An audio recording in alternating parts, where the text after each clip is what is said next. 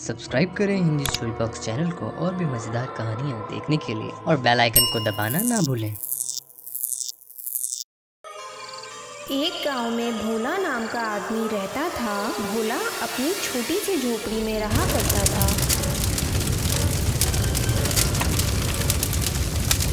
अचानक किसी दुर्घटना में भोला की मौत हो जाती है। भोला की मौत के बाद गांव वाले भोला की जमीन पर एक हैंडपंप बनाते हैं। वहाँ सभी गांव वाले पानी भरने आते हैं, चाहे औरत हो या आदमी, हर कोई उसी हैंडपंप से पानी भरा करता था। जब भी कोई गांव वाला वहाँ पानी भरने आता तो भोला उनकी बातें नीचे से सुना करता था।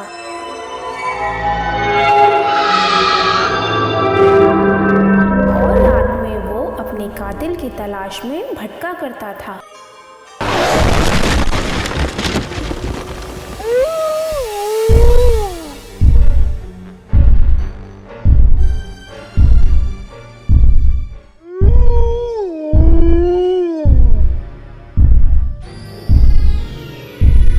जिस वजह से गांव वाले रात में बाहर नहीं निकलते थे।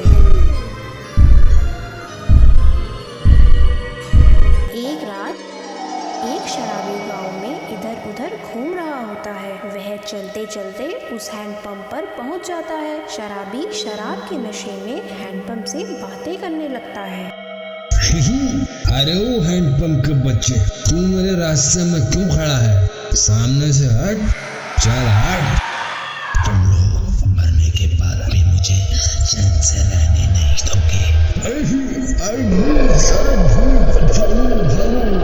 मुझे छोड़ दो, मैं तो गरीब सलामी इंसान हूँ, मुझे छोड़ दो। क्या तुम लोगों ने मुझ पर तरस खाया था? तुम सबने मेरी झोपड़ी में आग लगाई थी। अब भोला का भूत शराबी को मार देता है। जब सुबह गांव वाले पानी भरने के लिए आते हैं तो वे देखते हैं कि लाश हैंडपंप पर पड़ी है। हाय दैया, ये तो हमारे गांव का शराबी बाकी धोबी है। इसको किसने मारा है? हाँ, ये तो बाकी धोबी है। इसे देखकर तो लगता है इसे जरूर भोला के ही भूत ने मारा है। हाँ, इस तरह से रात में तो हमारे गाँव में केवल भोला का ही भूत भटकता है। चलो जाके बाकी गाँव वालों से कहकर यहाँ से बाकी की लाश हटवाएं, जिससे कि गांव वाले पानी भर सके। अब गांव वाले बाकी धोबी की लाश को जंगल में दफन कराते हैं। अब गांव वाले आपस में बात कर रहे हैं। आखिर ये भोला का भूत हमसे चाहता क्या है? ये शराबी अगर जिंदा होता तो इसी से पूछ लेते। हाँ मुखिया जी, हमारे तो रात में निकलना ही मुश्किल हो गया है। अब कुछ दिन बाद गांव का एक प्रेमी जोड़ा प्रेम और कुसुम रात में एक दूसरे से मिलने के लिए बाहर निकलते हैं। अरे प्रेम, हमने कहीं बाहर आकर गलती तो नहीं कर दी? मैंने सुना है यहाँ रात में हमारे गांव में हैंडपंप से भूत बाहर निकलता है और लोगों को मार देता है। हाँ, अरे सुमन, तुम कैसी बातें करती हो? अरे ये भूत कुछ नहीं होता। अगर भूत होता है तो केवल एक। कौन सा भूत? अरे प्यार का भूत पगली। प्रेम, तुम्हें मजाक सूझ रहा है? यहाँ मेरे डर के मारे हालत खराब हो रही है। चलो यहाँ से वापस चलते हैं। अरे डरो मत, मैं हूँ ना। अगर भूत आया भी तो उसे एक पंच मार के बेहोश कर दूंगा। सुमन बातें करने में इतने खो जाते हैं कि वो भूल जाते हैं कि अब वो उसी भूतिया हैंडपंप के पास आ गए हैं। सुमन प्रेम से कहती है, हे भगवान! क्या हुआ सुमन, तुम चिल्ला क्यों रही हो? अरे प्रेम, ध्यान से देखो, हम उसी भूतिया हैंडपंप के पास आ चुके हैं। अरे हाँ, ये तो वही हैंडपंप है जिसके बारे में गाँव वाले क्या बातें करते रहते हैं कि यहाँ कोई भोला नाम का भूत है, वो हैंडपंप के नीचे रहता है। हाँ चलो, अब यहाँ से जल्दी चलते हैं। अरे रुको तो सही, जरा थोड़ा हैंडपंप से पानी तो पी लूं। अरे बेवकूफ आदमी, पानी घर जाके पी लेना। कहीं भोला आ गया ना तो तुम्हारा खून पी जाएगा। मैं नहीं डरता किसी भोला से। देखते हैं इस हैंडपंप से भूत निकलता है या पानी, समझी रूबा रानी। अब प्रेम हैंडपंप चलाना शुरू कर देता है। देखा सुमन, यहाँ कोई भूत नहीं है, तुम भी आ जाओ और थोड़ा पानी पी लो। इतना दूर मेरे लिए चल के जो आई हो। अब भोला का भूत प्रेम के पीछे होता है, जिसे सुमन देख लेती है और वो प्रेम को इशारों इशारों में बता रही होती है। उसके मुंह से कोई आवाज ही नहीं निकल रही होती है। ये क्या इशारों में बात कर रही हो? तुम सब कुछ सुन गया है? अरे बोलो ना।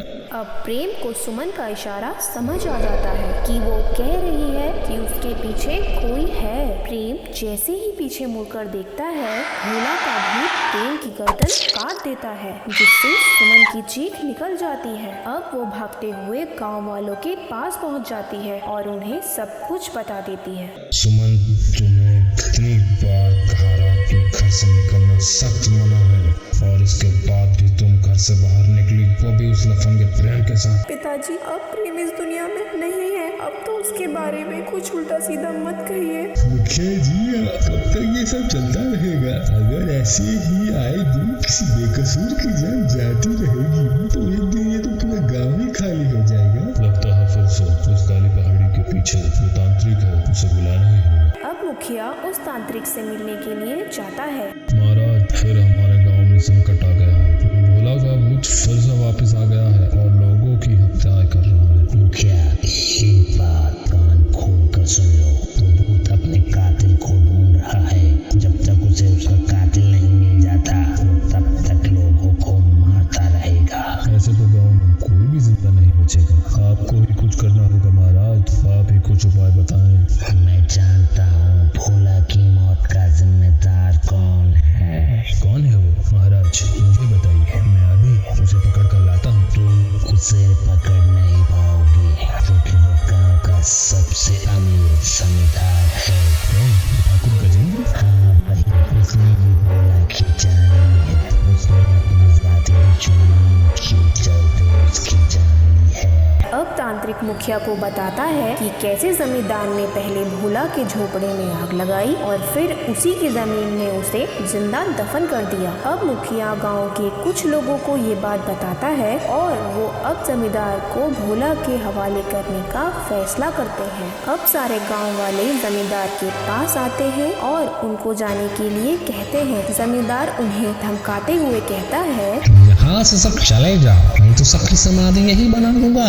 जमींदार गुंडों की मदद से मुखिया और गांव वालों को उसके घर से बाहर निकाल देता है। गांव वाले अब भूतिया हैंडपंप के पास जाते हैं और भोला को आवाज देते हैं, जिससे कि भोला का भूत उनके सामने आ जाता है।